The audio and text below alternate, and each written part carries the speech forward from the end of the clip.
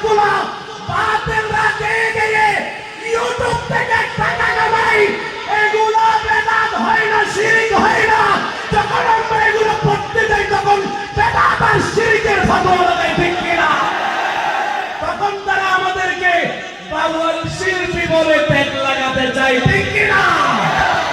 এই সুযোগ এই তাশরীক তাড়াতাড়ি আমার আল্লামা শামসুল ইসলাম ভান্ডারী সাহেবের লিখিত সেই নাত রাসূল আমি নবীজির পাগল, এই যে নাতগুলা তোমরা যে নকল করে গাইতেছো, আল হাসানের আজকের এই প্রোগ্রাম থেকে বলতে চাই, ইউটিউব থেকে এগুলো তাড়াতাড়ি ডিলিট করো, না হয় তোমাদের বিরুদ্ধে আমরা মামলা করার প্রস্তুতি নেব।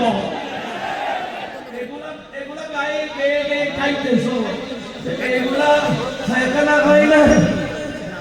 তোমাদের হুজুরকে বলেছি মিলাদুল নবীর তাবরুক ফায়খানা, এগুলা গেয়ে গেয়ে ইউটিউব থেকে টাকা পয়সা খাইতেছো, এগুলা বেদাত হয় না। কথা বলেন, বেদাত হয়